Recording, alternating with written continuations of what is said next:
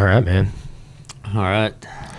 So a lot of stuff going on out in the MMA world. I'm actually, the reason I've been calling this show Sports Unraveled. Anytime Flavio came on, or if it's all, pretty much all we talk about. But I've been thinking about is calling it MMA Unraveled. But then if I'm talking about jiu-jitsu, I don't want people to talk shit. So I don't know. Yeah, or boxing. Or Olympic sports. I really deduced it down because I saw one of my guys that's this huge basketball fan. He's always posting about basketball, and I read his statuses because I like him. But I'm like, dude, we're never talking about basketball on the pod. This is the only time we're talking about basketball. You specifically said we're not going to talk about basketball. Exactly. And we're not really going to talk about anything non-combat sports related. But then you're going to get boxers pissed off because you're doing a boxing episode and you're calling it MMA. So I just went with the non-controversial route and call it sports. Now we're going to get basketball fans talking shit. Baseball players. You can't win. So we're just going to keep calling it Sports Unraveled for now. So, yeah, man. I watched I was texting you. I was watching the lead-in to the UFC 220. We talked about Ngannou last time like crazy. Watched all his fights. And I kind of, before that, I was all Ngannou, and now, I think it's just going to come down to what Miocic does as far as a strategy. They're going back and forth. I think everyone is. And I don't think, it's somewhat evenly matched. I think that Ngannou is just such a specimen, right? So I wonder what the offset's going to be, because I rewatched...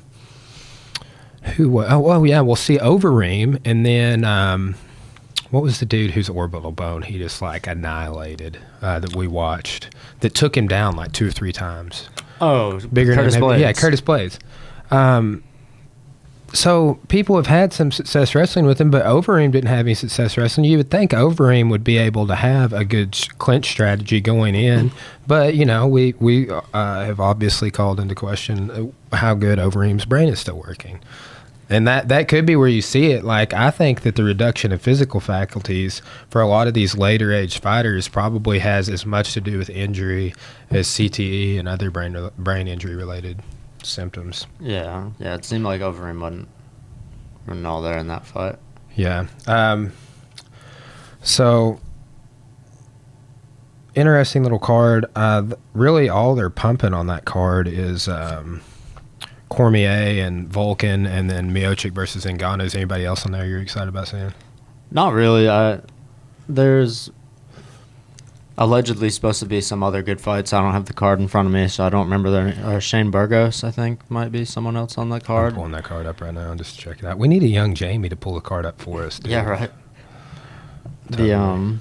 I know the main card, or at least I've heard that there's potential to be some pretty good fights in the main card, even though there's not big name value underneath Volkan and Cormier. Yeah, they said Volkan is the first UFC fighter maybe out of Switzerland, I think is what they were saying on that promo. Yeah. But, and I was like, well, yeah. And so that makes him, I guess, a Viking too. So, but yeah, they were talking about Viking fighters on JRE the other day. They're like, no, that dude's a Viking. They were talking about Mech. Yeah. Apparently his name is Mech. Emil Mech. Because I'm like, I read it and I'm like, no, that dude's name is Meek. That's what I thought it was. Yeah, but Joe Rogan corrected Jimmy Smith. It's it's actually Mech. Oh. Yeah, Viking name, Viking pronunciation. Let's see, UFC 220, we got Stipe Ngannou, obviously, Cormier, and Volkan. Shane Burgos is right before the Ozdemir fight. Thomas Almeida. Who's he fighting? Rob Font. Okay, and Shane Burgos is fighting... Calvin Kattar. He doesn't even have a Wikipedia page. Yeah, I think Shane Burgos is just a gigantic featherweight. Yeah. He's 75-inch reach, and he's 5'11" at featherweight. So I'm just going to go ahead and skip forward to this on my topic because I heard this, and there's no really way to prove it, but speaking of really huge fighters, I heard that Chris Cyborg, who's been bitching in the news, saying the UFC won't sign any good 45ers, and there's all these, she put out that picture with, all these top-level 45ers, none of them are in the UFC. I didn't see that. She, put a picture of her. I know there's, Megan Anderson, but I don't know. Which is she the one that's the Invicta champ when Yeah. she's saying she wants to fight her. But I heard that Cyborg cuts from like 180 pounds. Yeah, that's the word. That's you seen insane. that picture of her next to Frankie Edgar back in the day? No, There's like a picture of her and Frankie Edgar, and you know Frankie. It's like the male 155-pound used to be champion standing next to the female featherweight, and she's like towering over him, huge compared to Frankie Edgar. Yeah, that's wild. I mean, I knew that she had cut a lot of weight and that she had problems cutting. Cora watched that documentary that they put out a little short documentary about her cutting weight for a fight a while back, and I didn't know she was cutting that much, and that makes total sense that she like straight up couldn't get to 35 after I heard that, and I was like, well, shoot, if she's cutting from 180, no.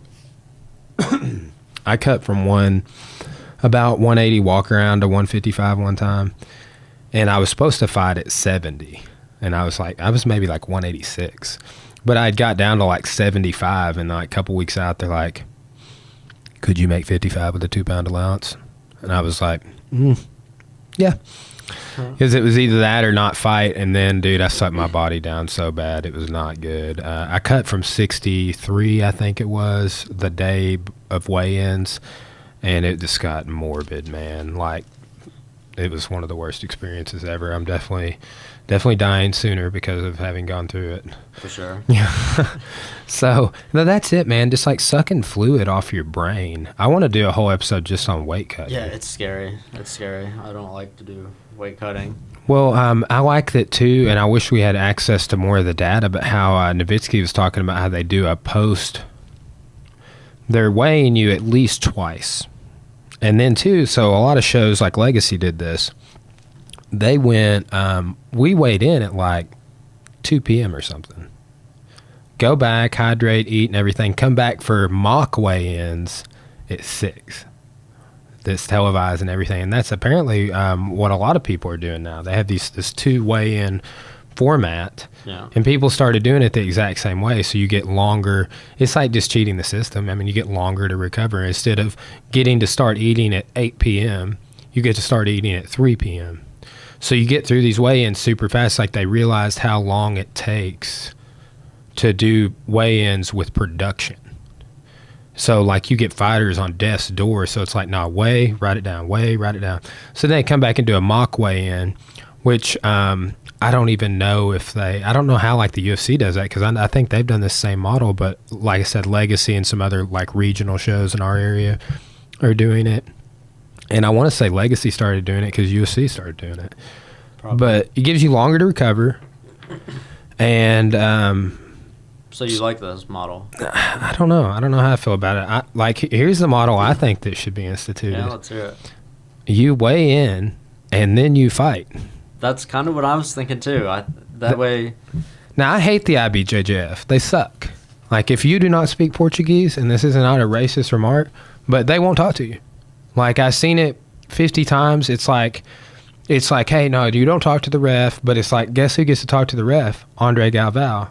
And I don't know what they're saying because I don't speak Portuguese. But it's literally like every time we go to like a Worlds or Pan American Games, it's always the Brazilians and the black belts that are Brazilians. And almost every one of the refs is Brazilian. So like it's all like an inside game with that.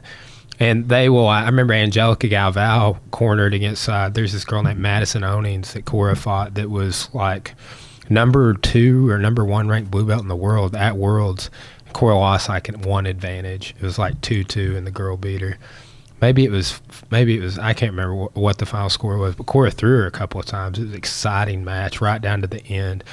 But there was some issue where Angelica Galvão thought that they should have gave him a break so that girl could tie her belt. And they didn't. And so she starts losing it in Portuguese. And I was just like, what's going on? And then come to find out it was an issue over the belt. Like, and right as she was trying to get the ref to stop it, Cora threw the girl again with like this weird little Tominagi variation. There's a video on the internet of Cora hitting both throws in that match. And but she was losing it. She's like, oh, you can't give her those points because you should have stopped and tied the belt, was what was being said. You know, and then after the match, ref comes over to the rail. Like, they won't do that with my coaches. There's like, Yeah. there's a guy over here that's head ring coordinator, and if you really need to talk to someone, it's going to be him, and you're going to have to go find him yourself. Don't talk to me. You know, it's just really, really weird and inconsistent how you get to interact with those people. But there's a big conspiracy where IBJJF, there's all these black belts like Gordon, well, I don't know about Gordon Ryan, but Gary Tonin is leading it, and then like Jeff Glover's like, I'm down, where they're all going to enter an IBJJF and disqualify themselves by doing like a heel hook or reaping the knee, because those are illegal. Why is any submission illegal at adult black belt? I don't know. I mean, it's Why bullshit. I don't understand it, and like I just stopped subscribing to it. I didn't teach my guys heel hooks for a long time, as much. Like we did leg locks, but now it's like we do leg locks as much as we're doing back takes, as much as we're doing Kimuras, as much as we're doing takedowns. It's like just a balanced part of the equation. But like before, it's like, oh no, that's taboo. Don't do that. IBJJS said that this is bad. You can get disqualified. And they like dictates directions that gyms go in terms of their output of quality of people. I think that part of that, you know, that Carlos Condit fight, he kept going for those heel hooks when he would like lose or go for a knee bar. But it's like he wasn't up to par on his leg locks. Even Donaher's like, yeah, we worked a lot of jiu-jitsu and leg locks with GSP. But he, you know, and his leg locks are good, but they're not like a Gary Tonin, Gordon Ryan level good. Anyway, Gary Tonin just signed to, what's another major, 1FC? Maybe it's 1FC. Yeah, that's where Ben Askren was. Yeah, man, I can't wait till he comes on Joe Rogan. I've been waiting on him and Marilyn Manson. And then Marilyn Manson's going to be on there. Dude, I saw him do an acoustic version of Sweet Dreams yesterday, and I was like, this is badass. And it's like he just did it, I think, yesterday because he broke his leg at a show, and his foot's in a cast. So he's just sitting there doing Sweet Dreams acoustic with some dude. But anyway, I can't get married. Like, did you ever watch Sons of Anarchy? Yeah, I watched most of it. I didn't see the... Yeah, well, in the final season, Marilyn Manson is this white supremacist in jail. I did see him in jail. Ah, man. Makes Juice his bitch. It's sad times for poor Juicy boy. Brandon and I just talked about it when we got to that part, and then we're like, and Juice's boyfriend, Marilyn Manson. Yeah, that sucks. Yeah, it did. Poor guy. That's what you get for, you know, killing a club member. And yeah, he was a little shady bastard himself. Yeah, so. man, I liked him so much in the first few seasons, but he did become a tragic character. And in real life, the guy that played Half Sack in that show, like, went legit crazy on like bath salts or something, and like fell off a roof and died or something like that. Just crazy story. Yeah, he's a crazy kid. So Ben Askren's coming on. Is he retired or is he still fighting? Oh, dude, who knows? I would like to see, because could be I know, right? This could be like one of those Jimmy Smith things, like he comes on Joe Rogan and like they said that on that, because Jimmy Smith was on the Fight Companion. Yeah. And then they were like, oh, we had to skirt around it when we were doing the last podcast, but you know, we already knew that you were going to do the UFC. Oh. What do you okay, so here's some recent. Like, what do you think about Big John? I don't know Big John as a personality. So yeah, I know, right? And I don't know how he's going to be in the booth. I love hearing him explain reffing situations. Like, hey, you know, here's what we're thinking with this. I mean, he's a super legit martial artist and jiu-jitsu guy.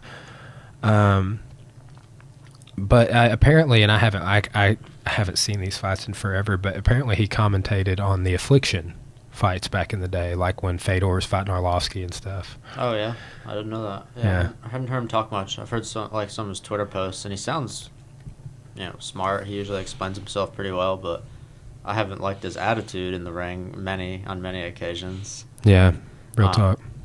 So do you think they fired? I don't know if they fired Jimmy Smith or just Jimmy Smith. I think he said that they just didn't want to pay him enough. So they're paying Roy McDonald everything. So you don't think? Yeah, right.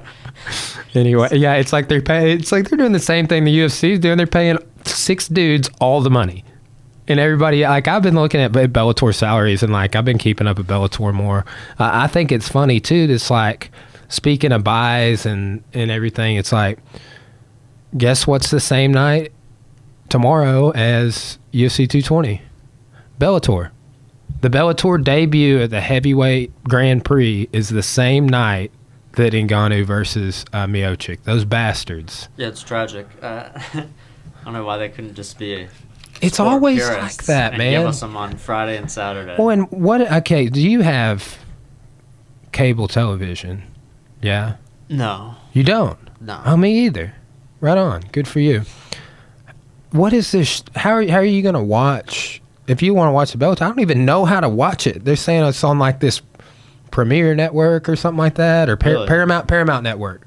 That's what it is. I'm like, Is it something that comes on regular is television? it a new channel? No. We're out of the loop because we don't like watching commercials. I'm going to figure out how to watch it. I'll be watching it. I'll be watching it one way or the other, dude. And when Justin it's gonna be Gaethje on. fought Alvarez, I was watching that at IHOP the next morning, like the whole fight, 5 rounds. So speaking of Justin Gaethje, what do you think about him versus Poirier? Sick fight. It's going to be a sick fight. Yeah. I would predict right off the bat that Poirier is going to light him up, though. Yeah, Gaethje- I think it could be a war. Gaethje said that losing to Eddie Alvarez is the best thing that ever happened to him in terms of motivating him as a fighter. I think that was maybe his first loss. Is he saying it as like, yeah, it was his first loss, and is he saying it like he's going to change his ways? Because his style just, he's a great fighter, but he's not best in the world fighter. Poirier's up there with best in the world fighters right now. Yeah, it's kind of too almost. I don't know. I'm not going to say sad, but it seems to me that Poirier has kind of become a little bit of a gatekeeper. You know what I'm saying? Has he? What was his last fight? Let me. Let's remember that even though it was a no contest, I think, against Eddie Alvarez, he did Yes, I know. jack Yeah, Eddie Alvarez up in that fight. And I'm he gonna would have have won. to. I'm gonna have to pull that up real quick. But dude, Gaethje, I think we talked about last time you were on the podcast. Gaethje fought Michael Johnson, and I got to see that fight live, and it was just a barn burner. Poirier's really turned himself around the past couple He of years. really has, man, he's and been that I might on be the like upswing. working. I followed him. Obviously, that Eddie Alvarez fight was super unfortunate, and like, man, anytime there's a change in rules or scoring, or it's like there has got to be a universal adaptation of that.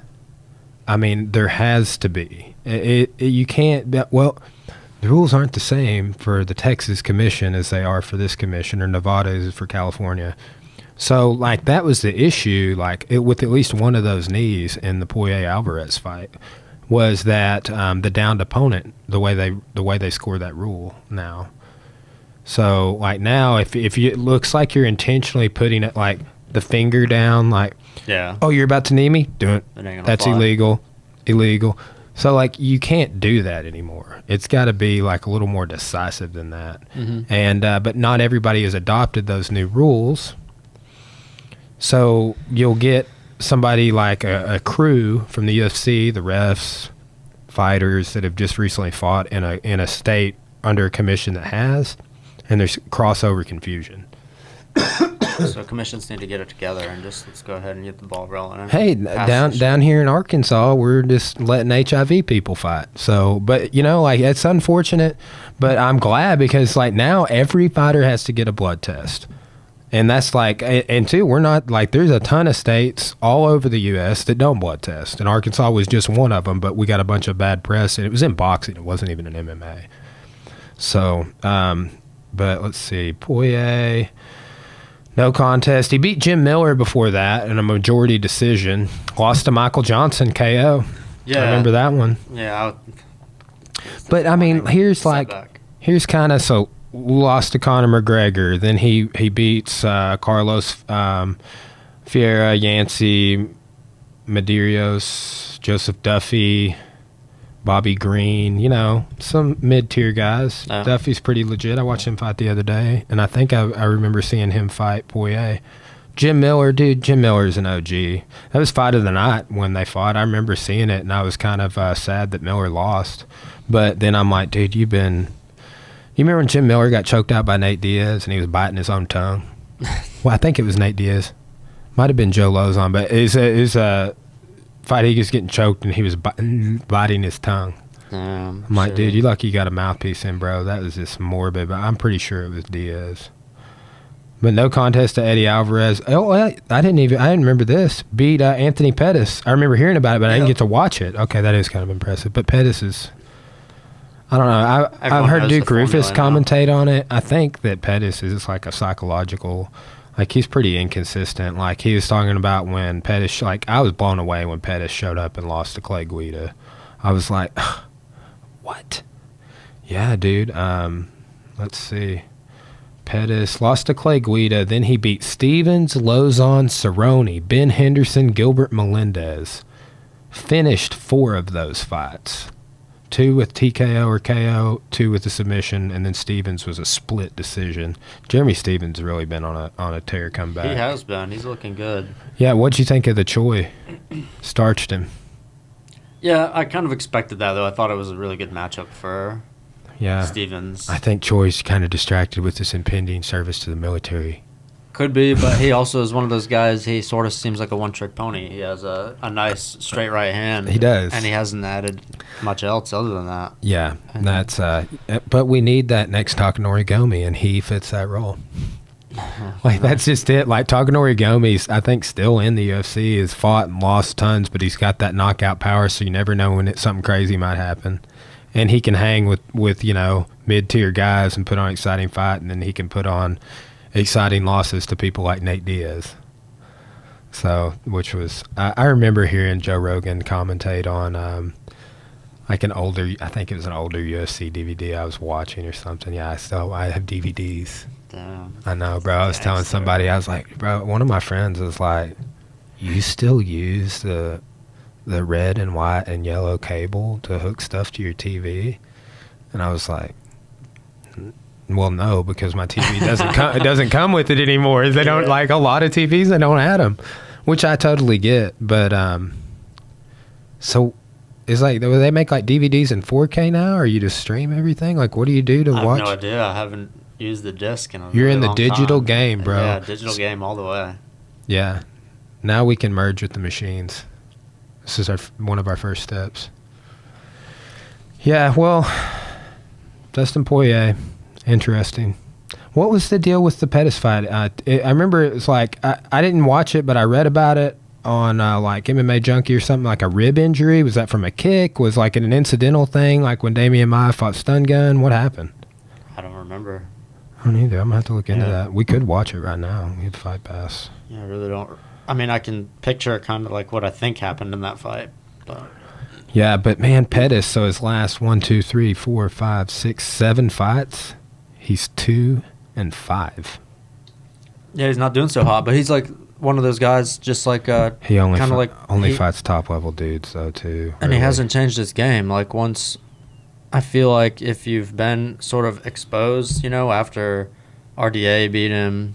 Mm-hmm. And the people found out you can pressure him, take his space away, not let him throw kicks, cut the cage on him, then, he hasn't changed since then, but everyone else that fights him changes to fit that style, to do that to him, and they do it to him. Yeah. Well, does Pettis have anything coming up? I'm going to check it out real quick. I don't know. Man, he's got a list of accolades, though. Let's see. That Poirier fight was his fight of the night. Pettis lost the fight after tapping out due to a broken rib in the 3rd round.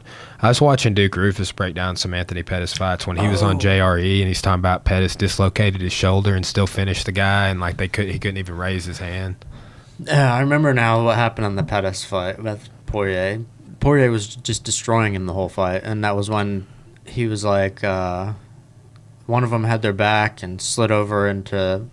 He got returned back to guard, and somehow in that transition, it was just like a freak rib just That's how Duke Rufus said this. He's like, Anthony Pettis doesn't get hurt in practice. That dude gets hurt in fights. Like that's why they were commenting, it was an old pre-UFC fight, but he's like, he got hurt in this fight, he got hurt in that fight, and he starts telling the story of these fights he got hurt in which he lost. And he's like, it's never been an issue with him getting hurt in training camp, him getting hurt in the gym.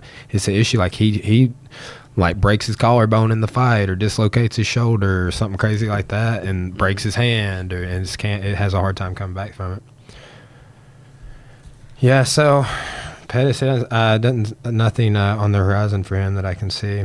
But I'm always entertained to watch him fight because he always, like I said, fights a top-level guy like Max Holloway, Charles Oliveira, Edson Barboza, Alvarez, RDA. So... I'm surprised Pettis hasn't tried to move camps yet.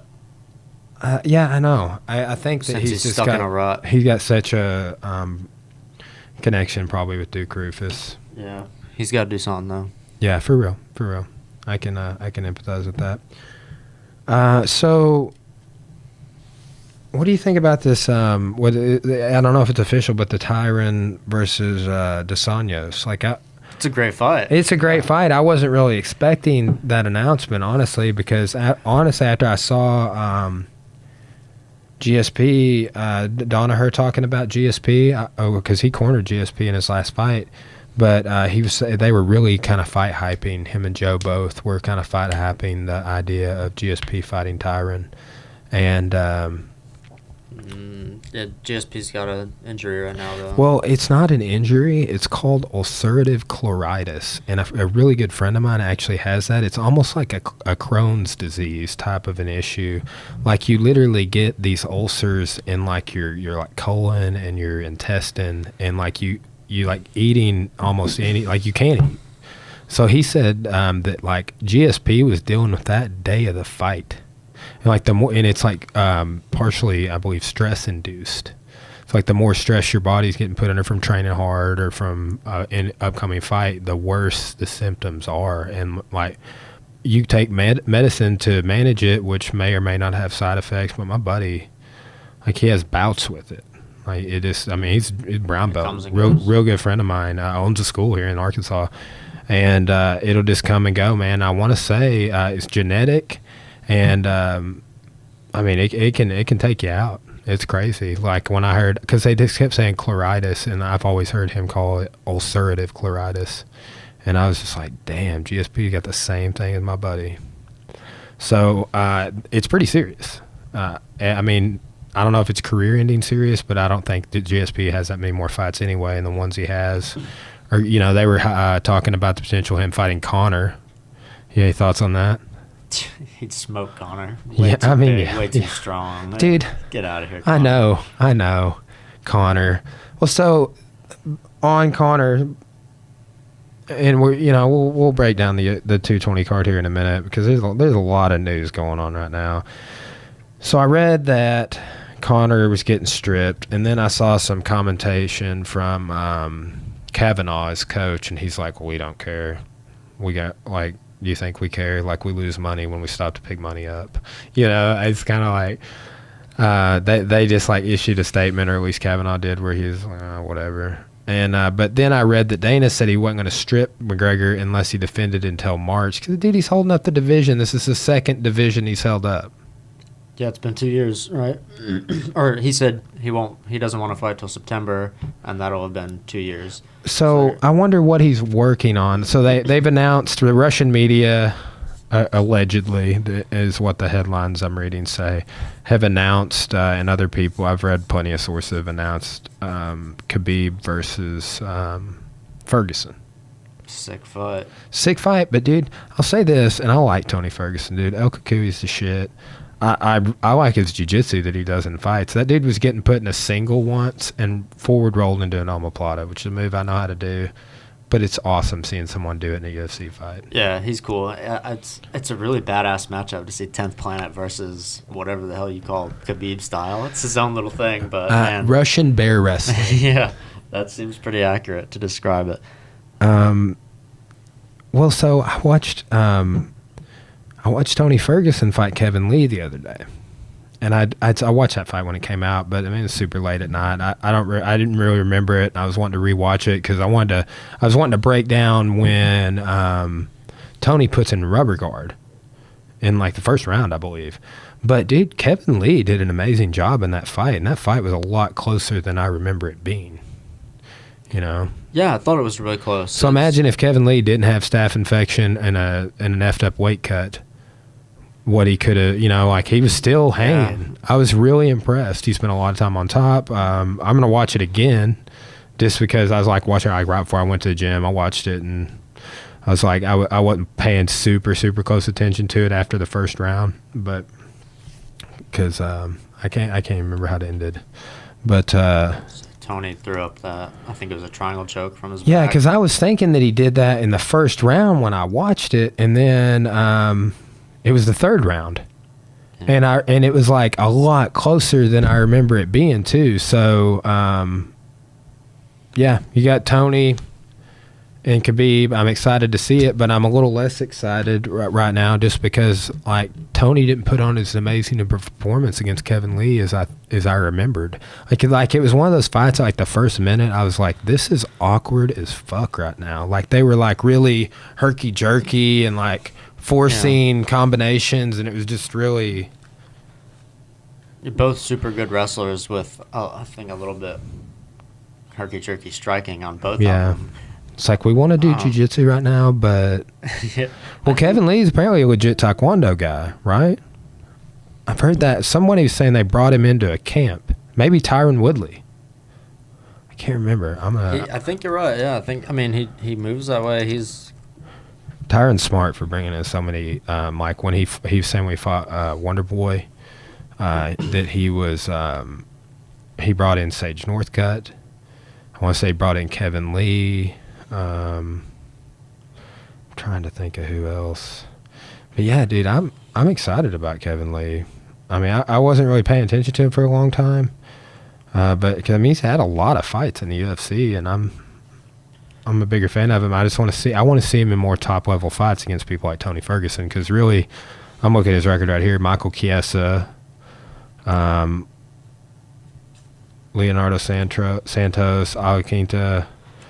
He lost both of those fights, you know. What do you think about, like, because the way that Tony finished Kevin Lee, he was able to do it with a traditional submission from his back, if that made it more impressive, because you don't see that, especially at the top level. Yeah, no, I'm always impressed to see anything happen off the back, whether you're getting up and like wall walking up the cage or getting up in base, submitting someone off your back, or like when we were talking about on that Miguel Torres Demetrius Johnson fight, it's like, dude, how often do you see a sweep in MMA? Yeah, I heard like this, like in 2017, there was only like 3 triangles, or I don't remember the stat, but the stat was that Tony It's very Ferguson, scientific. I don't want to get into it right now. Tony Ferguson, the point is Tony Ferguson had more submissions. Like he made up the majority of submissions off their back in the UFC. So Yeah. like him himself is more than like everyone else combined. I want so bad to, in some way, spin like this college course I'm doing or future courses I'm doing into, like, I've got the UFC encyclopedia through 2011 in there. But I started doing this already, but I want to take the UFC and then take other defunct organizations like Pride and calculate finishing stats in an Excel sheet and derive percentages and base strategies off those percentages. Like in 2017, there were 1,000 fights, hypothetically speaking, and only 4 of those fights were finished from. So, like, basically, you have a table. It's like, what was the method of being finished? What was the round? If it was a KO, what was it, a TKO or a knockout? Like, did the guy go completely unconscious, or did he just get, or did the referee step in and stop and they roll a TKO? Was it a submission? What kind of submission was it? Was it from bottom or top? Was the TKO or the KO from standing, from like a kick, or was it on the ground? You know, like, okay, it was standing. Was it a punch or an elbow, a kick or a knee? You know, like things like that I think will really help you extrapolate some really good statistics. And that is the kind of stuff that like Jackson's camp does. We were just talking about this the other day, and I've mentioned that Jackson's always maintained it above a 50% win rating or whatever, which may not be the case. They're apparently on like a 20-something fight losing streak for their camp. That stat came out after Condit and Holly Holm, and I think they had somebody else fight on UFC 219. But yeah, they're on a losing streak for sure. Yeah, I tried a couple of years ago. I was trying to make an algorithm, a code to put in 2 fighters and spit out who would win, so I could bet on the fights and win. Yeah, dude, my buddy Didn't work out Colby, for me, he super wants to bet on fights. He's talking about it all the time because, I mean, he doesn't. Hey, actually, he just recently started training. He's doing jiu-jitsu with me, and we trained a little bit the other night. And I've got a mat in there rolled up, like an old Dollarman mat, and I'll break it out and got to move my furniture in my living room to make it happen. But he'll come over and train with me at night. He's been on the podcast. Super good dude. But his fight knowledge is a fan. Only as a fan. Like, and how, honestly, how he is able to adapt and pick up on things faster because he has all this fight knowledge is pretty remarkable. Like, I wanted to get him to do this podcast, but he's like, no, bro, like, I just want to chill here on your couch. he's like, yeah, we got to keep the audience waiting. Got to wait till they want to hear back from me. So, but he did that Game of Thrones episode with me, our season 8 theories. But we're always getting into trouble. He's who I went and saw Roger Waters with in Nashville, and went to Red Rocks together, Panic in Mexico. Sure. We've been on some adventures. So, yeah. So, if they do strip Conor and Khabib, Ferguson happens for the undisputed title. Undisputed. Where does that put Conor McGregor? Does that put him in the boxing world, or do you think that paves way for the Diaz trilogy? I don't want to give Conor any more thought, to be honest. I'm so sick of hearing about freaking Conor McGregor. Yeah, he's going to sit there and do what he wants to do until he wants to come back to MMA, and he's going to come back to MMA. I don't think he's going to box again. And when he comes back to MMA, I freaking hope he doesn't fight Nate Diaz again. I hope he does something new, like fights Khabib, who's going to beat Tony Ferguson and will be the champ. I would love to see. And then he'll get mauled by Khabib, and he'll be shut up, and that'll be the end of it. Well, I mean, that's. I think too that Conor's about. He's done so well at the way he's marketed and packaged himself. I think he is about one fight away losing in MMA from. But maybe I'm wrong, dude, because it's like, look who's fighting tomorrow night. Shale P. Sonnen, the American gangster. How is he still relevant? So Conor will always have a place to fight. No exactly. Like, literally, I got up this morning to go to the gym and stuff and flipped up my phone, and Shale Sonnen was like selling something. I got like a sponsored ad on my phone, and he was just like, it was for like martial artists over 40. It's like you got a dude headlining a heavyweight, and apparently Rampage is fucking huge for this fight, like 200. Huge. Like, I saw him, I'm like, dude, you're fat, bro. Like, your face is big. Yeah, but when he fought King Mo a couple of years ago, he was 253. Man, I can't believe he's that big. Yeah. See, so this gets me here. We'll just skip on over to the drama section real quick. Chuck Liddell and Shale Sonnen have an altercation backstage. Did you read about that? I heard Kale talking about it. Yeah, it's fight hyping, bro. We're becoming victims of fight hyping. I see it everywhere, and I commentate on it. I shared a status the other day. I was like, the MMA fantasy universe at work yet again. It's like they're prepping audiences and fan base, like the masses of fans, that like people that only want to see Conor McGregor fight. Like, you and I are like, we're sick of this shit.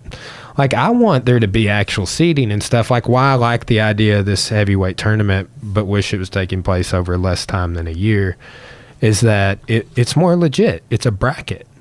Yeah. If that whole bracket plays out, the guy that wins it will be the guy. It's the most fair way to do combat sports. Exactly. That's what we all grew up doing. That's what, we did. And then. So, I think that over the last year, we have been softly being set up for Chuck Liddell to make a comeback to MMA. Royce Gracie did it. Ken Shamrock did it. Remember that Ken Shamrock versus freaking Kimbo fight? I want to say Chuck is just too old. I mean, I would think so too, but dude, I want to say Shamrock is like 62 years old. Yeah, but Bellator is a circus over there, man. I don't think Chuck is that. Dude, you got to admit this, though. You admit this. Again, you and I really don't care about it. But taking into context, like, the herd of MMA fans, like, we're the sheepdogs, and then there's the herd. The herd is going to be like, holy shit, Chuck's coming back. I'm buying that. I'm going to watch that. I can't wait to watch that. So they appeal to this new audience a little bit, but it's really about like the OG people that like really want to see Chuck Liddell. I remember watching that movie. I think it was a movie of DMX, and I think it was Cradle to the Grave, or it was like it was one of DMX and Jet Li. But it's like Chuck Liddell is like fighting in the background on the TV of a scene. He's fighting in the background of a scene in Pineapple Express. The dude is a cultural sports icon. So that's a money fight. So Bellator has figured out, and they do stuff that the UFC is not willing to do because Dana's like, Chuck, you're out of here. But they're willing to repackage these drama people like Chael Sonnen or fighters that have had the good fan base. So like Rampage, dude fought in Pride, dude fought in the UFC, he's been in these exciting title fights, knocked out Chuck Liddell. But I think that they're setting up, there could be all these future fights in Bellator that are just circus old man geriatric fights, like Hoist Gracie versus Ken Shamrock, like Kimbo Slice versus Ken Shamrock. And people are going to pay to see it, and Bellator is going to make money, and they're going to pay it all to Roy McDonald. Yeah, well, they snubbed poor Rory on this main event spot, though. I know. What's up with that? Yeah, I know, right? How is he not in the heavyweight tournament is what I want to know. Yeah, it's bullshit. How is he not? I mean, he says he wanted to be. Yeah, I know. Scott Coker, like, no, he can't. So let's say Ryan Bader, boom, he's out of that tournament. Who are they going to put in? I think they should put in Justin Wren. That's who I want to see in there. That guy's telling you, fights out Lovato. He's been on JRE twice because he's undefeated at heavyweight in Bellator. Well, I guess it wouldn't be Rory because I think they kind of want him to be the welterweight champion. What if it was Chuck? No, man. Someone would get killed. Like, Chuck would get killed. Yeah, but, like, look at the rest of the division. I mean, yes, he would. So, like, here's the thing. If Chuck comes back, which they have been fight hyping him coming back against Chael, that's my first prediction. So, if Chuck comes back in Bellator, who does he fight? He fights Chael, because they're already hyping that like crazy. They've been hyping it for months. But guess who other two people are on the Bellator roster that you and I don't want to see fight, but I think we will see fight? Freaking Tito and Rampage.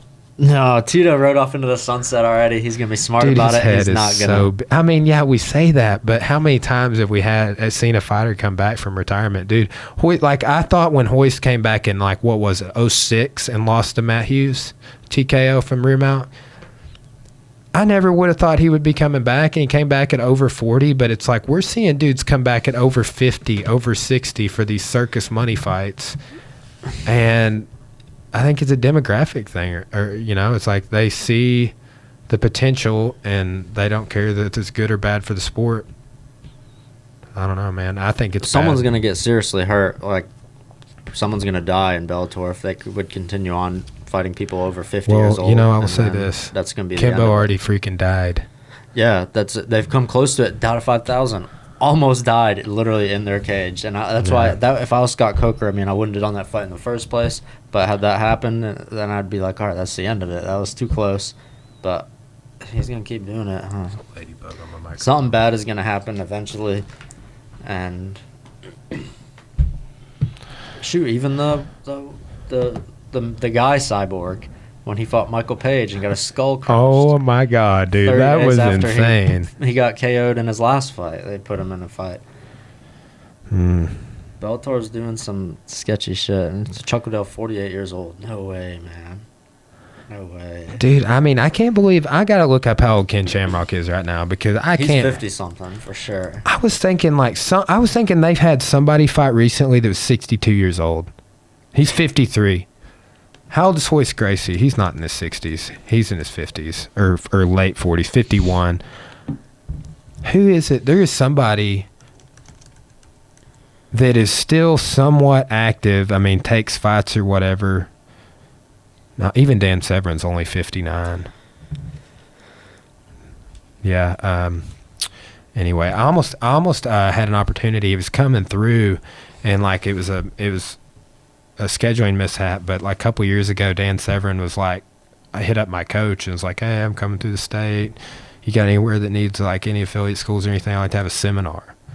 And I was like, dude, I'd have Dan Severin in for a seminar. We were like pushing for it, and then like he got his dates mixed up when he was communicating with us, and it was like a week later, and we had fights or something. But it'd be cool to train us with somebody that's such an OG like Dan Severin. It's been in it since the beginning.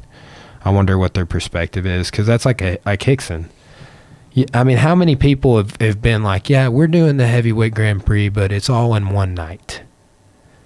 Right, and it's an open weight tournament, so you get like when Hickson fought in Japan in Pride, or not in Pride, but in I don't remember the name of the organization now, but 95. That Yuki Nakai guy, who's actually blind in his eye, one of his eyes now from that event, freaking warrior. But that dude was like 130 or something. And Hickson was like 195. There's people in there over 200 pounds, 220 pounds, 230 pounds. Pretty wild. Did you hear what Rory said about why they think they moved Rampage and Kale to the main event? No, why? He's like, because they don't want people tuning in and seeing the co-main event. It's just a bad fight. And then they change the channel and go watch UFC or something. So they put Rory and Douglas first so they'd see the good fight and then keep watching until the end. That's funny. That's funny. The Red King. Yeah, for some reason, I really want to see Kale and Rampage because I'm a huge Rampage fan, and I know there's the chance for him to knock out Kale. So I want to see because of that. But man, if what happens, what we all think is going to happen is Kale's just going to wrestle him and lay on him for. I've been wanting to rewatch. I'm just gonna throw it up, dude. I've been wanting to rewatch Chuck versus Rampage in Pride.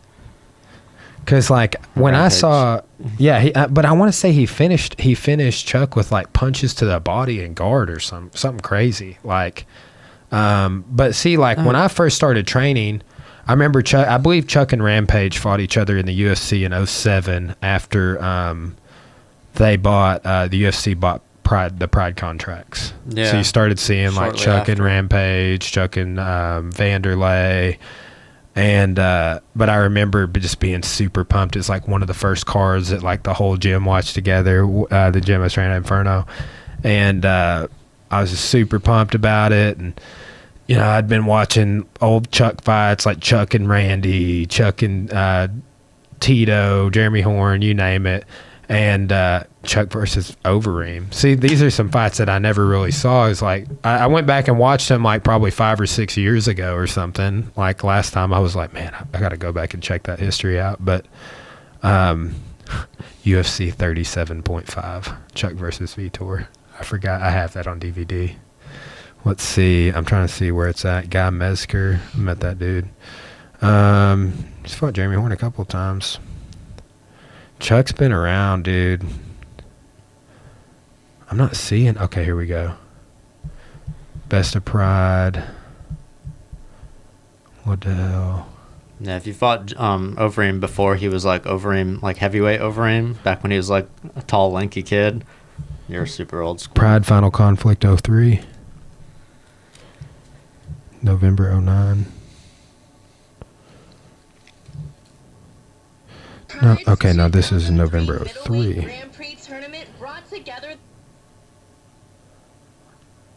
Okay, where's our Chromecast here, guys? I want to see how like JRE and them are doing their feeds. Like, because like I have this set up now. Like when I cast this, we're gonna get this in our headphones, but it's not gonna record. I finally figured out how to do it. Nice. Yeah. Man. So, and I figured out how to do it and record. But it's like, I think they have one of each. I think that they can let non-copyrighted material through to record so they don't have to edit it in later. Here, I said that. Oh, I have the TV muted. That's why.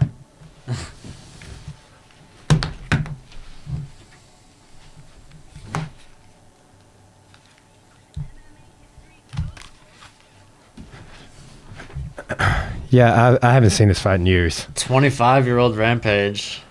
I know, right? Like, this is classic. I mean, look how much older Chuck is right here. Dude, you remember Vanderlei and Pride doing this all the time? That dude, he would just stoke me up. I felt like I was listening to Thunderstruck for a football game when I watch him fight. I think Vanderlei was the first, like, my first fighter that, like, got me into MMA. Dude, Vanderlei, like, It was, like, on Napster or something. You could download those old Pride videos. I never thought about downloading it on Napster. Yeah. You ever seen The Italian Job? Seth Green's character, he's like says he invented Napster and the guy stole it from him while he was taking a nap. It's this funny backstory they do on Italian Job. And Napster was that first Fight Pass. Yeah. You know, like Joe Rogan mentioned doing this, and I thought about it too. And because I love how they do their fight companions. But, dude, how cool. I think it would be way cooler to go break down like Pride 33 where Diaz fights Gomi and beats him with the Go-Go Plata and all this other stuff. Yeah, the old fights, the classics. I watched an interview with Nate Diaz the other day where someone was like, it was when he was going to fight Gomi. Oh, I missed this. Chuck Liddell's like, this is one of the most exciting fights ever. And it's like, dude, you're paid to say that on this promo by the UFC. Like, there's nothing exciting about Takanori Gomi to me. And like afterwards, he's hyping the next fight. He's like, Nate Diaz in one of his most exciting performances ever against Takanori Gomi. And I'm like, dude, Gomi's a chump. Like, who cares? Like, don't even talk about it. It's not impressive. Like, they were saying that, but I believe in the Conor McGregor promo. He's talking about, like, Diaz. It's like, nah, Diaz has done way more impressive stuff than that. But someone was asking, they're like, you know, Nick finished Gomi with the Go-Go Plata, and before Nate fought Gomi, they were like, so you think you might, you know, go for Go-Go Plata or something like your brother Nick or blah, blah? And he's like, I don't even know that submission. Like, he said something totally funny, just like, not even being serious, but like, totally sold it as being serious. Funny. That's Donald Cerrone when he talks about jiu-jitsu and the gi. He'd be like, yeah, I go to the gym, start rolling. He's like, they tie me up and do that little collar choke or whatever they do. He's like, I just let them. I don't even know how to defend any of that shit. Oh. Yeah, but dude, sick overhand by Rampage. Caught him with a lead hook too. I love getting to break down old fights and watch all these old fights on Fight Pass. Thank you, Fight Pass. They both had really cool fight styles back then. Chuck with a cross hook uppercut. I really like Chuck's like reaching method of putting those punches out. Yeah, it's cool. You do the same thing, bro. You do. You got kind of like this. I do. I mean, to an extent, but I mean, it's a lot of people do that. Like Dillashaw in his last fight against Garbrandt, man, he had this weird thing going on with his hands that I was not expecting. I get a lot of Dillashaw is really what do you call it? I get inspiration. I get a lot of inspiration from Dillashaw. I'm super inspired by Dwayne Ludwig, man.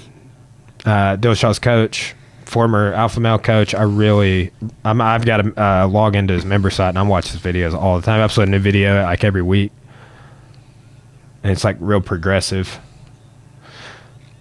Chuck missed and overextended himself. Would he just trip on the ropes or is he rocked? I think he's rocked. He was on ice skates there.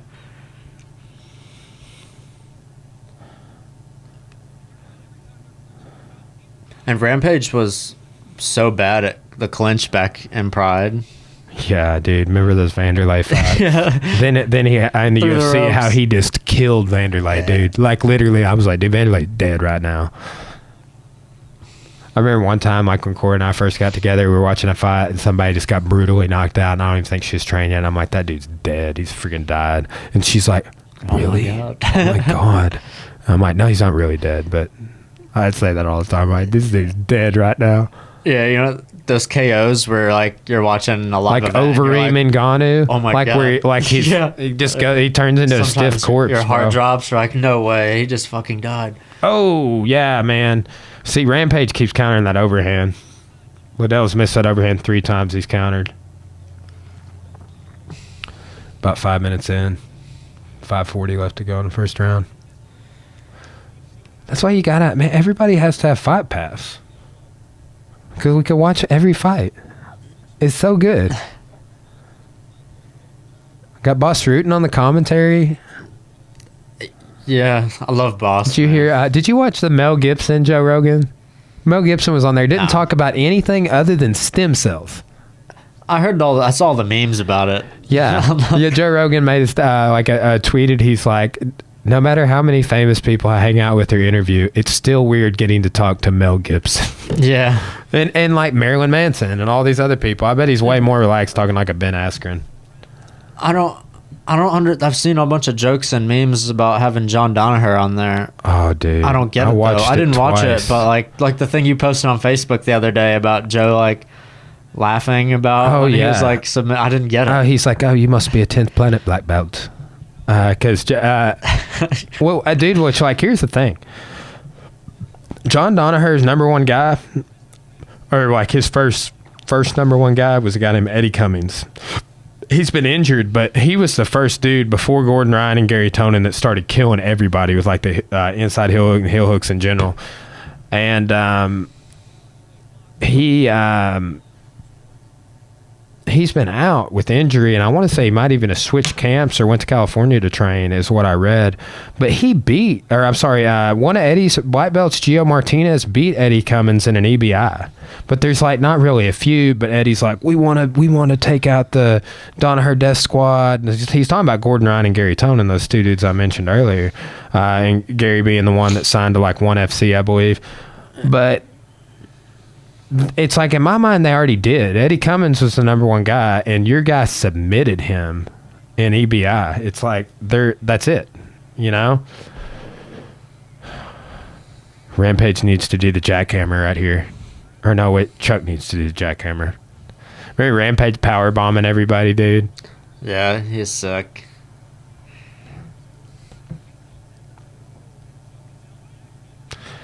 Yeah, I was wanting to watch this because I don't know. I can't remember how it finishes, but I believe Rampage finished it with body strikes on the ground, which Rashad got finished with body punches by Little Nog in the 205 division once upon a time. I think Chuck KOs him on the feet. Really? No, I think that Chuck loses this because when Chuck fought him in the UFC the first time, which they only fought once in the UFC. Twice in Pride. I know they fought in UFC and Rampage knocks him out. Let me see.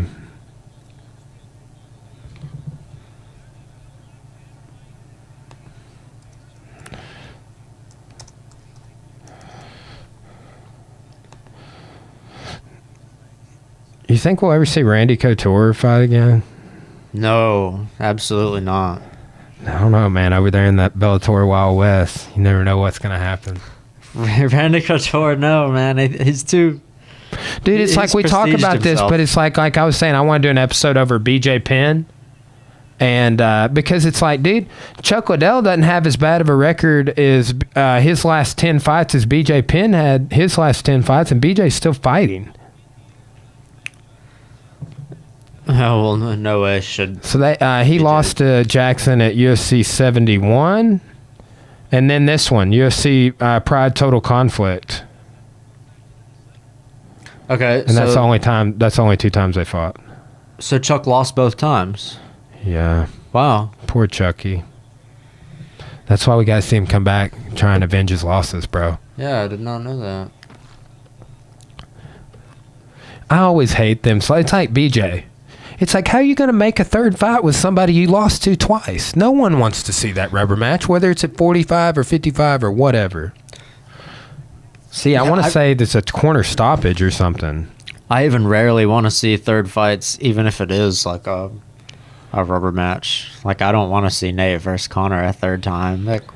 If it's 1-1, if it was a flash knockout or something, dude, I'm just, okay. I don't know if they're going to be able to pay him that Nate Diaz money. That's going to be a thing, dude. That people are going to start talking about Nate Diaz money because that dude wants so much money to fight now. They say that Nick has been spotted at the UFC Performance Institute. I've been watched a couple of videos, and then just like they were talking about it on the UFC 220 promo. But man, that place is nice. Yeah, super sick. Super sick, and they have like coaches there for you to work with and everything. Yeah, nutritionist. Everything. You ever been to you or your bro, either one, ever been to the Olympic Training Center in Colorado Springs? I haven't, but I don't know if he has. Oh, dropped him with an overhand. Come on, Chucky. There you can knees to the head while you're down. That's what we need, man. Pride rules. I would be down for Look at that. that lazy lead hook, Chuck. What are you doing? I threw that same hook against him the other day. Though. I'm just I sparred him like the day that I came down super sick with the flu, and I still felt like I did totally fine. But afterwards, I was like, man, I feel like shit. He only hit me like a couple times, and I hit him a lot. I felt like, but I was like, dude, I feel so horrible. And then the next day, I was dying with like 105 fever. First round, 10 minutes, bro. That's Wild West. Yeah, I got to make it clear with Tim. A lot of times, I'm not going to hard spar today. Yeah, if not, we'd be hard sparring every single day. I need to do some engineering shit tomorrow. Yeah. Have you met Albert Martin? He came in. He's an old school pro boxer. He's like 7'2". It's a pro, and he works at the plant though. He's like an ops manager. His pictures like when you walk in or whatever. Apparently, he's kind of a famous dude out there. But he comes in and spars with Tim periodically. Came in yesterday, and I was just like, he's like, yeah, Tim needs to keep it light. And I look over and they're just throwing down. Dude. Yeah, I love like, sparring with Tim. Tim's got a fight coming up this weekend. I'm 29. Yeah, and Tim's 17. We can't be doing that. And he fights like every weekend. Yeah, I mean, right? he's gonna probably fight like 4 out of the next 5 weekends. I wish I knew Tim when I was 17 because we'd make each other great. Oh yeah. But now it's just like. Well, I've been having these college kids. They just got back from on break. They're like training with us last semester, and they're back, and they're like bringing their little buddies in. And dude, I totally so like it on campus. I taught my first college class this week, and they're like, we want you to do an icebreaker with the students, so they can like something to get them to connect with you. I was doing icebreakers the whole first class. I was telling jokes and shit. But these 2 new boxers came in yesterday. Just like they're like, yeah, we used to play football. We're just trying to get into something, trying to find other things to do. I was like, you guys ever play this game? You hit them with the circle game, and they were just lost it. And I was like, yeah, they call that an icebreaker. And they were losing. It was funny. Love circle gaming people, bro. It's so fun. Somebody get Dana White off this commentary. What's he doing? Who? What? Dana White's commentating with Boss Rutan. Right there. Oh, yeah, I hear him. Yeah. Oh, damn, bro. What'd he hit him with there? Hit him with an uppercut. We gotta watch that again. Man, I wish I could do like the 10 seconds backwards. Somebody just showed me how to do that on your iPhone. Like when you're in YouTube, you can tap it twice, and it just goes like 10 or 15 seconds. I just found out how to do that. I didn't know that. Somebody doesn't even have an iPhone showed me how to do that. Here it comes. 3:30. Rampage shows a little knee. And they're about to disengage from the clinch, and he's gonna land this nasty little uppercut. Bink. That was sick. I like that was, uppercut. That was like a Justin Gaethje uppercut. That was a single sick. collar tie off the clinch. Oh man, yeah. I saw wow, what fight was it? But I saw just in a normal, and I've seen you do this too. Just a normal single tie, just a hook over this. Boom. Yeah, it's a nice little. It's like you're pushing the head into your fist. The Volkanovski. Yeah, it was. It was. Did you see Cormier in the training? Volcant. Dude, Cormier annoys the shit out of me, man. No, man. I mean, he's my hero, dude. I love the guy. I mean, I feel bad for the guy because for his legacy. Yeah, I do too. I feel really bad for him. That dude, I'm emotionally invested when he fights, and this is a see. I believe beating. This is right here. Like Chuck's done, dude. Look at him. He's giving up. Jesus. Watch, he's hitting him in the body. No, Rampage. They throw in the towel right here. Look at that knee to the body. Boom. Elbows to the body. Hey, let me hold this rope up for you, bro. Oh, damn, dude. Man, that's miserable. Dude, look at those elbows to the ribs, bro. Rampage is raining down punches and elbows. He's doing a good body head strategy on that ground and pound. Like that guy Damon that's been training with us. He's going to be good at this style of grappling, like a ground and pound. It's like he's not like one of his top game for jiu-jitsu. He just like the way he plays his top game, he'll be good at ground and pound. I told him that the other day because he doesn't. That's how I am too. So he can pressure and settle little positions, little anchor points. He's trying to pass and stuff, but he doesn't really put himself out there to like get swept. Like I was trying to sweep him and leg entangle him the other day, and I mean he's a big dude, probably weighs. Yeah, he's huge. So weighs 220. He's probably doing steroids and shit. Who knows? Sorry, Damon. Just kidding, you're not. Nah. I don't think you're doing steroids. But if I you don't are, you think should he tell me is. so we can talk about it. I'm not saying I'm going to discourage you. I hope you listen to the podcast. Yeah, I just talked to him the other day about. Is he coming in tomorrow? Mhm. Sweet.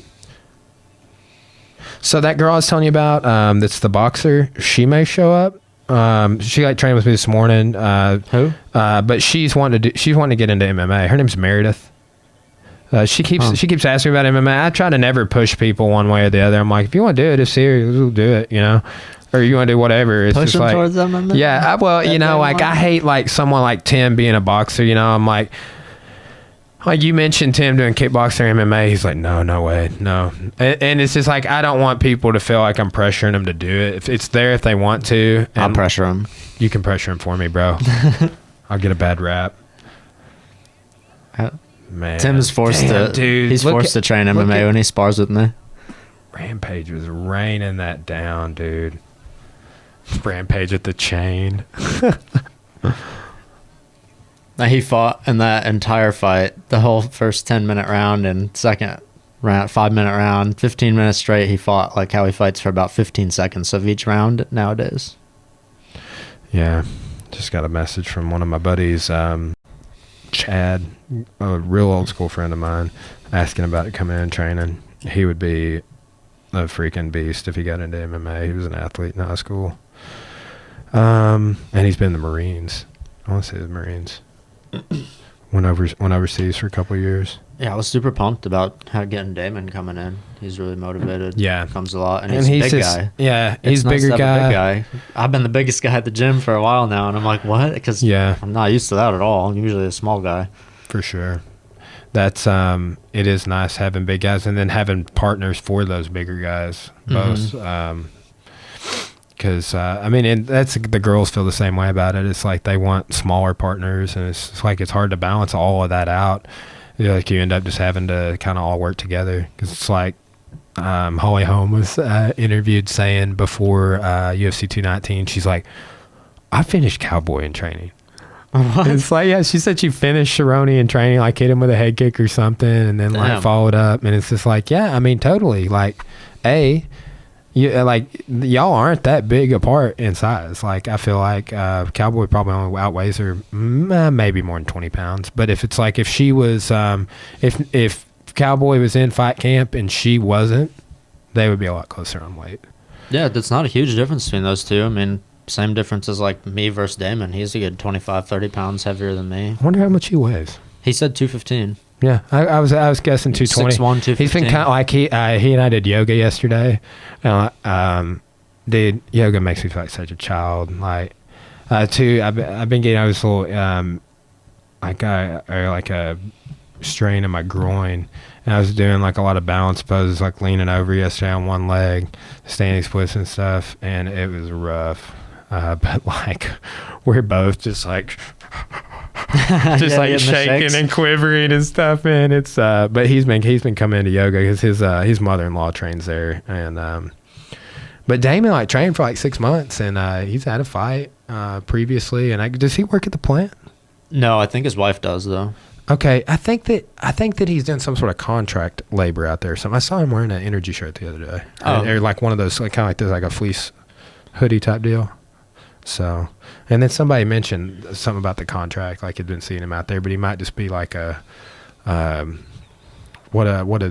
people just do like general construction and stuff out there, right?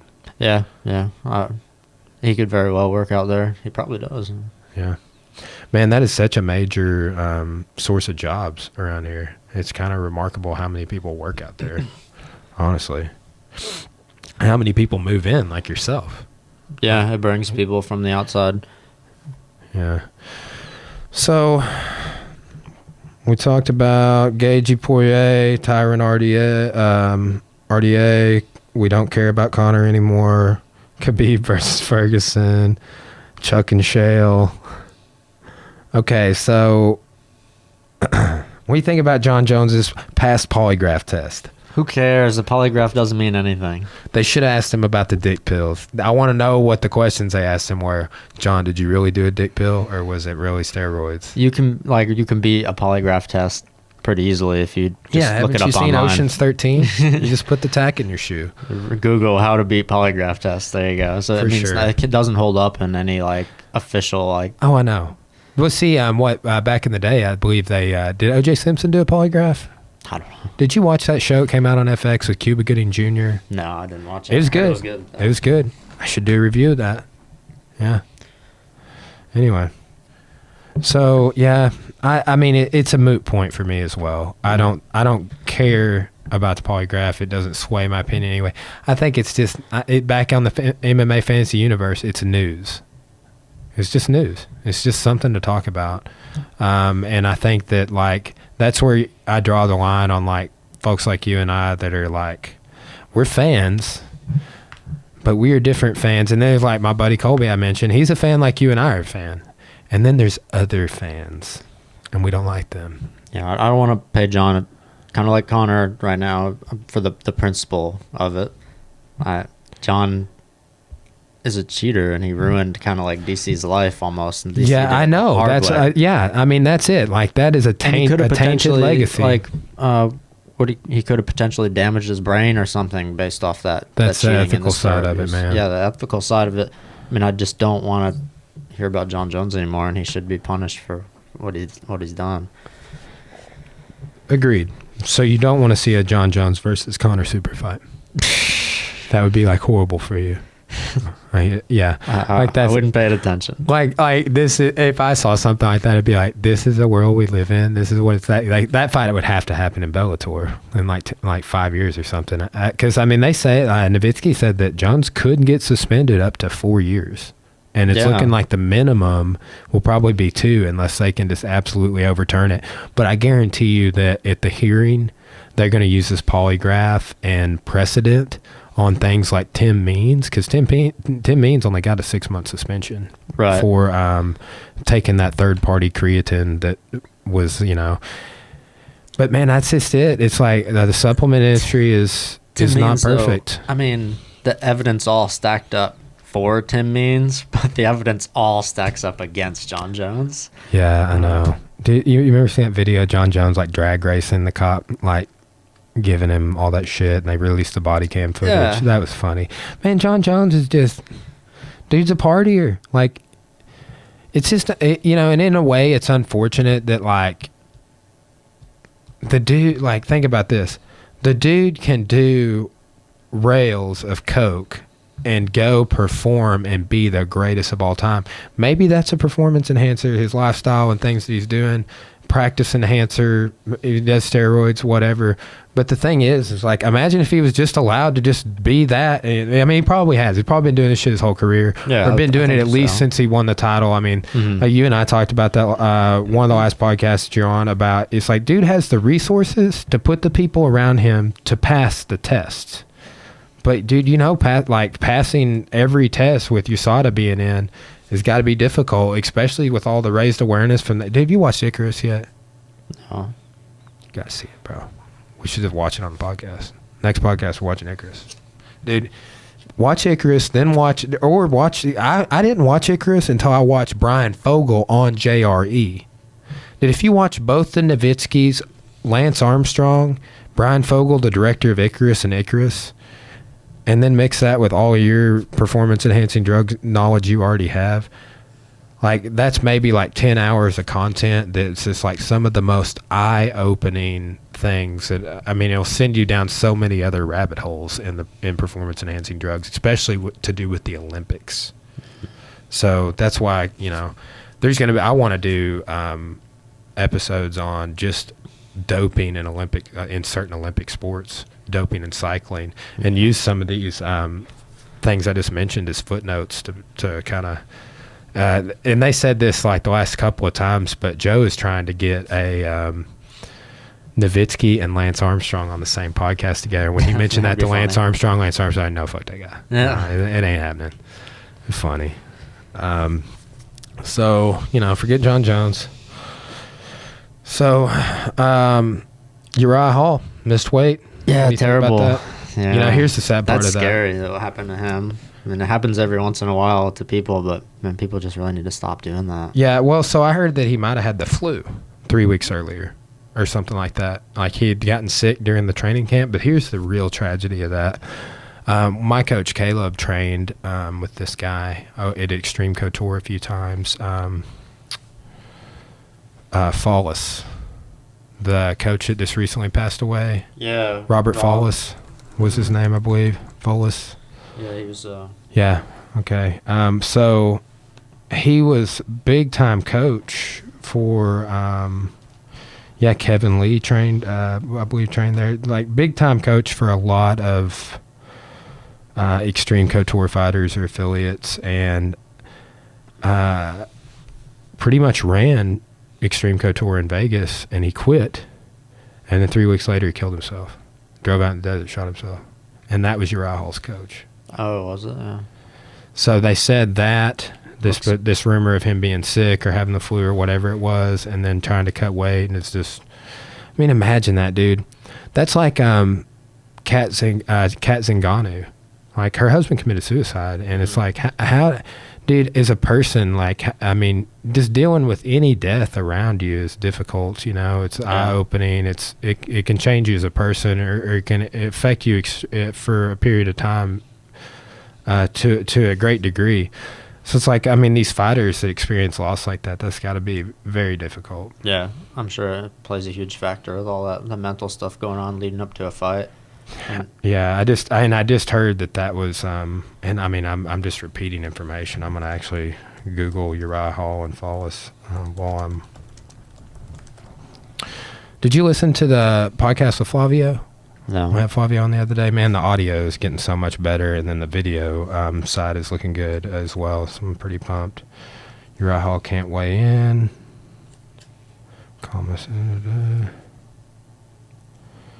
Yeah, it was his coach. Uriah Hall's, I'm going to read this article real quick. It's talking about his body shutting down and his coach passing away.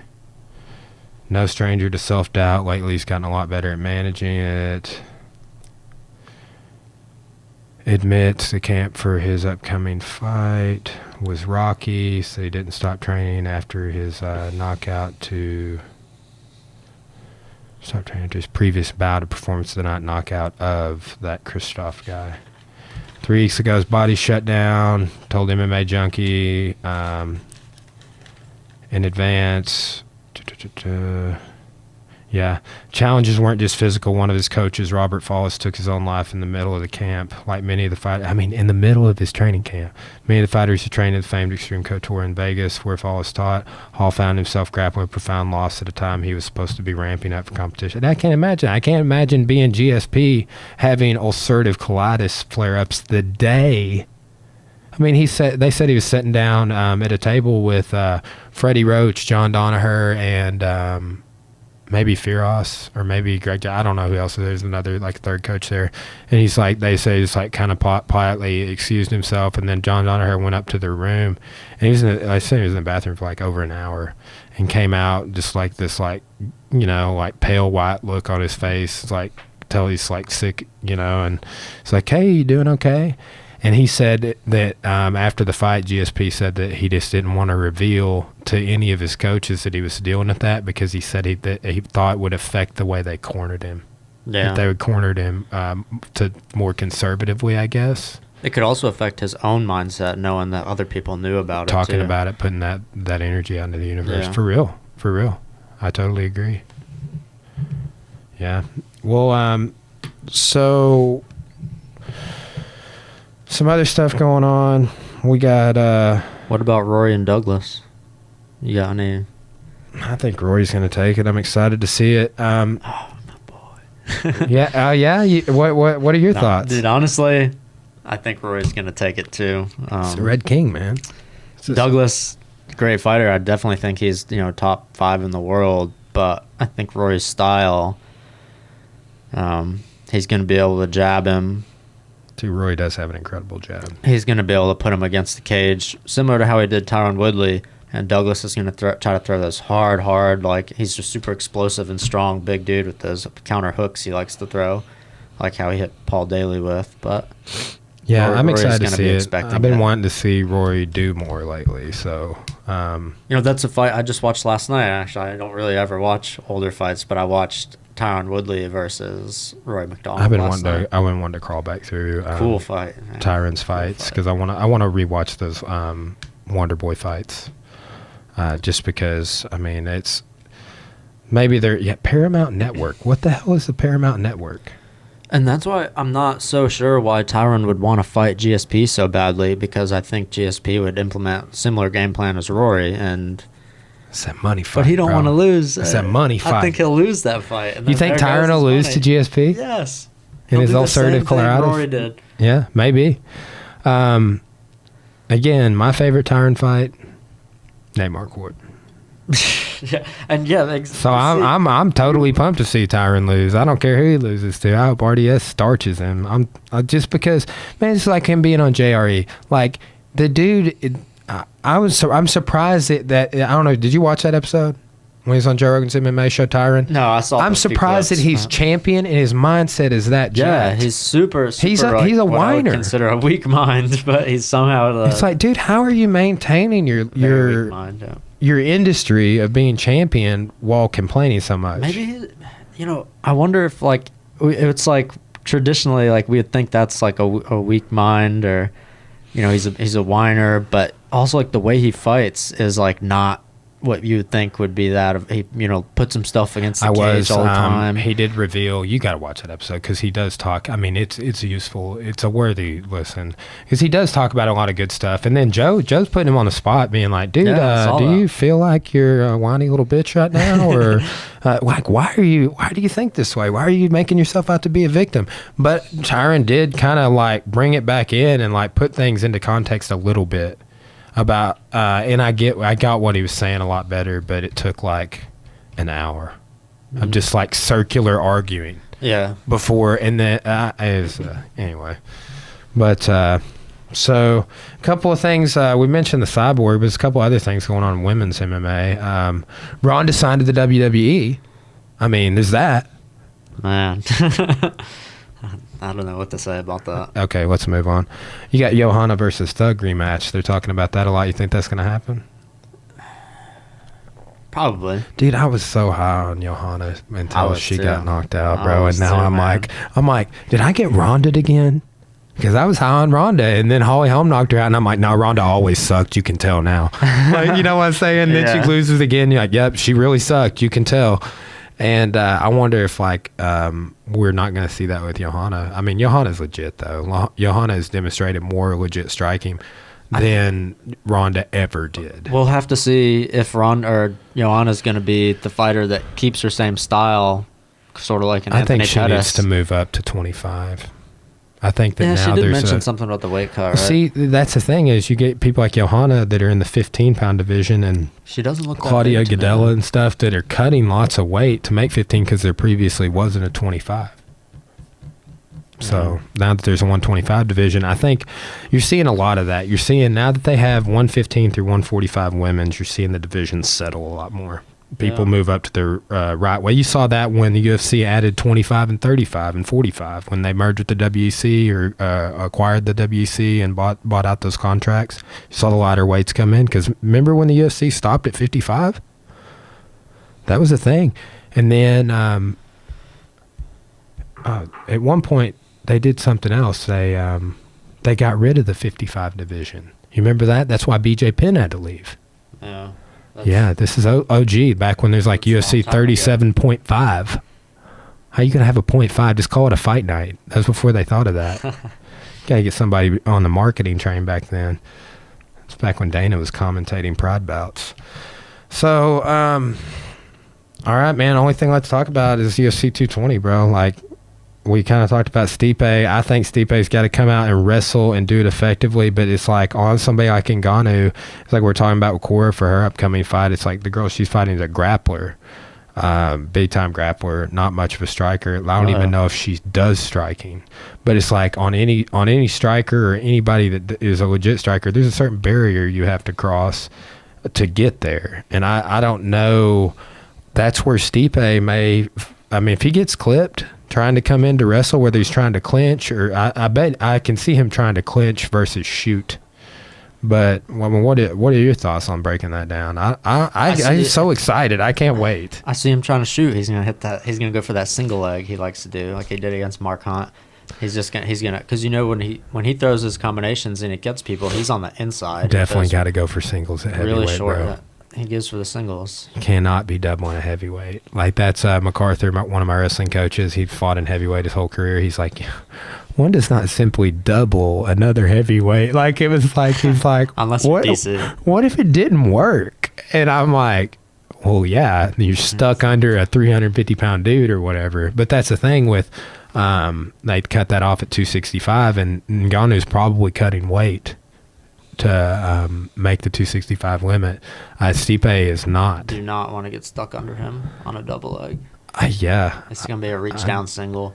I mean, dude, I wouldn't want to get hit by Ngannou. Did you see him knock his coach down at open workouts yesterday? No, but Hannah was telling me about it. She's like, Ngannou was being a dick to his coach. Well, he did like a double rear leg, but if you go back and watch that too, here's where you can see, like, I mean, just in my humble assessment, dude didn't pivot on his kick. Not one time. Ngannou? Yeah. Imagine if he pivoted on that planted leg. Like, over time, that's going to get him because it causes your knee to twist. Yeah, it's bad. Like, I teach all my beginners to either step 45 down the line or step kind of lateral and open their hip up. I can pivot without stepping and get my head off the line and everything and just turn on the ball of my foot.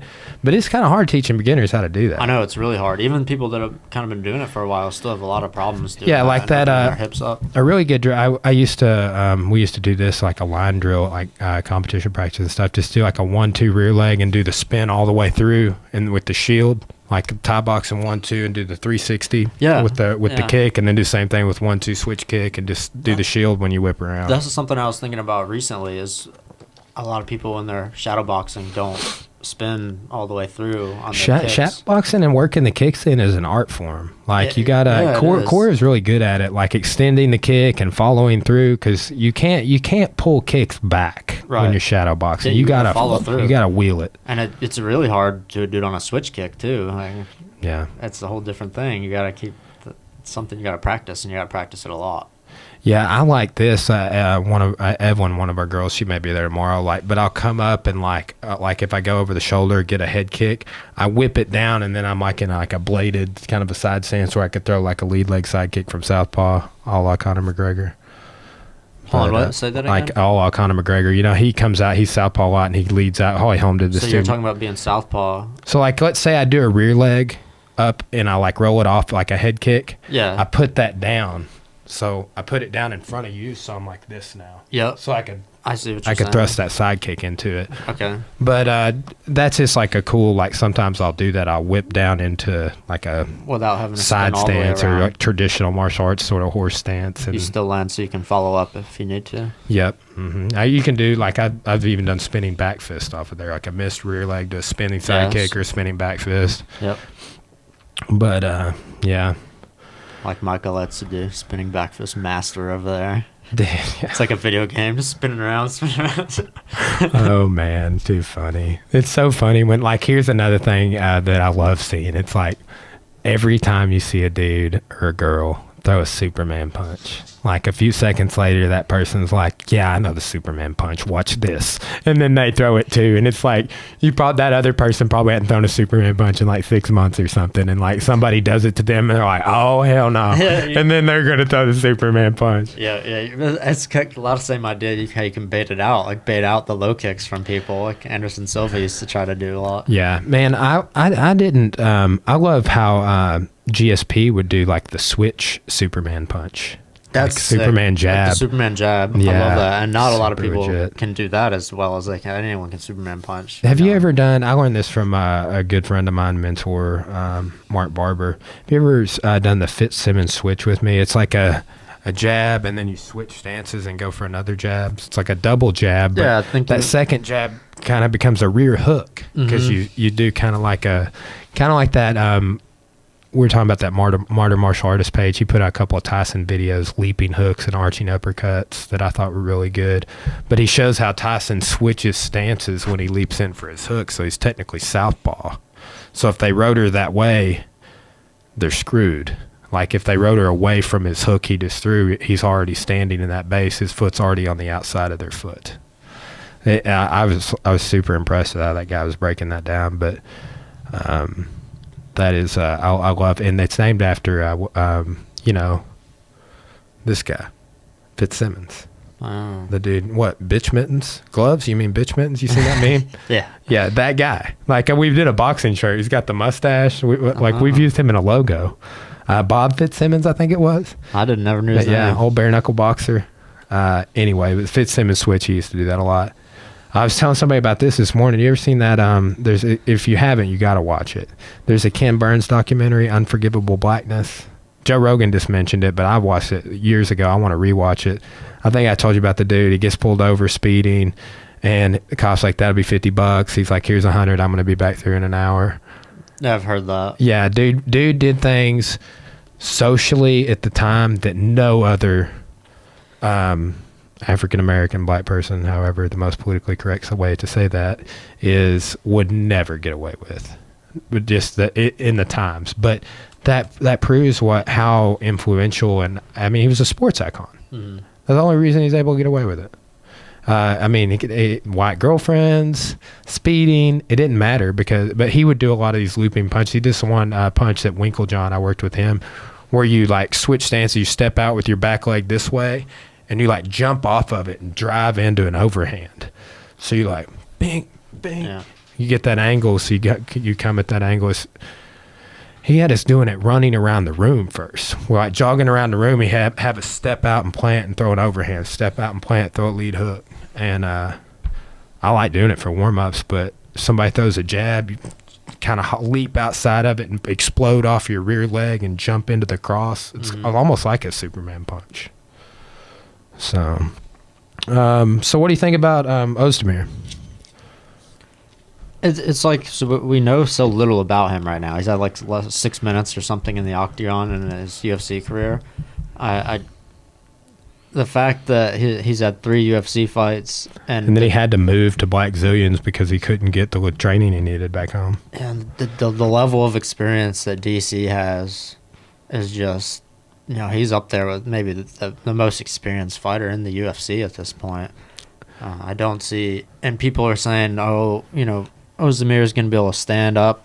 DC wants to wrestle. Ozdemir wants to strike. Well, DC's striking, to me, is phenomenal. I mean, watch the highlights from his 2 fights with John Jones. You'll see DC clipping John Jones, who's twice the size of him. I know. I mean, that was a competitive fight, honestly. Yeah, very competitive, especially the second one. DC was hitting some big shots. And then it's one interesting thing is Volkan loves the clinch so much. Well, yeah, so does DC. So we'll really see who's better there, and my guess is DC. He's just going to be so much more experienced. Volkan might be just a product of being in the right place at the right time with a little bit of luck, and that's kind of what I think he is. Word. Well, I'm excited to see it. I mean, it's interesting that both of them had also fought at heavyweight and light heavyweight. Oh, did Volkan fight at heavyweight? He did. He's had a few fights at heavyweight. And also, I just noticed this the other day, and we didn't mention this when we were breaking down Ngannou's, but so a lot of Ngannou's earlier fights in Europe were on this promotion called 100% Fight. And I saw in that UFC promo, 220 promo, there was like some trophies and medals and shit that Volkan had that said 100% Fight on them. They fought on the same card one night, right? I don't know. Yeah. Okay. 100% Fight 10, Supreme League Block C. It was Volkan fought on the main event on one card, and Ngannou was the co-main. And now it's the opposite here. Interesting. Okay. See, I was like, I got to look that up because I remembered that I hadn't heard of that organization until I saw that Ngannou fought out of there. So, yeah, Ngannou mentioned it the other day, I think. Yeah. Well, dude, you got any final predictions, man? Anything exciting we didn't talk about? Little weekly MMA show we've been doing like 3 weeks in a row. There's so much. Like, I mean, that's like that first one we're just breaking down the Holly Holm stuff that just happened, the Choi fight, which had not happened. Now we got you, and we're talking about UFC 220 and all the stuff that has happened since we talked on that first podcast, and we just we're talking about Stipe and Ngannou, but breaking down Ngannou's fights. Over the last 2 or 3 weeks, there's been some crazy shit happening. There's some crazy interviews come out. It's an exciting time to be alive. Yeah, did you watch the one where Ngannou lost? No. Oh, man. Is it legit? Yeah, it's legit. Can you watch it on Fight Pass? Is it on Fight Pass? It's on YouTube. They better have bought all of Ngannou's fights on Fight Pass. That's all I'm saying. Yeah. But we can watch it on YouTube too. But that's what I love about Fight Pass. Like you got Chuck all the way back in Pride and even outside of Pride of the UFC.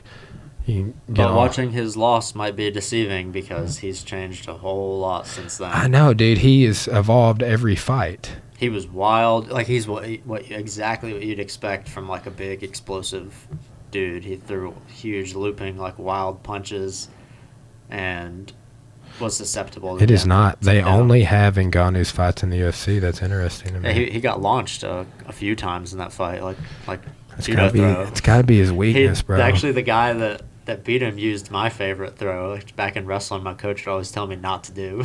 Is the old the over under and then step with your left leg, step through, and then use your leg as the trip. Yeah. In judo they call that sase. It's a foot prop, right? And back in wrestling, everyone made fun of me for doing that, but it worked so well. Dude, it's like a standing lateral drop, years. Right? Yeah, a standing lateral drop. Michael Lassiter from the gym, that's his jam. Like he loves that, and he loves doing it like a sacrifice, throw, like going down on top and landing on top. Yeah, I've landed that on high-level college wrestlers before. You ever do that on the knee? Like bend your knee and put your foot on their knee?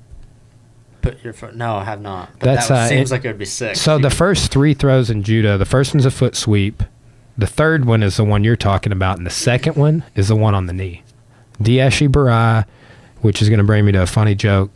Diashi Barai, Hizaguruma, knee wheel, and Sase Surikomiyashi, supporting foot lift pull throw is the one you're saying you like. But there's this throw that I got onto, and I disconnected it this morning, but there's a throw called Okuriashi Barai. It means sliding foot sweep in Japanese. But there's a variation of it called Momo Ashi Barai. You fucking Momo. Because I've known the Japanese word Momo for like a while. And I disconnected that Joey Diaz likes to call people a Momo, and that I like to call people a Momo, and that it's a Japanese throw name. So that throw, next time I teach it, I'm going to have a lot of fun with that. You fucking Momo. All right, man. Well, dude, let's go ahead and wrap it up. I'm going to chill out and get to some yoga. Looks like the dog's about to come in here. So I'm going to go ahead and sign off, man. All right. Thanks for having me. Yeah, appreciate you coming over as always, my friend.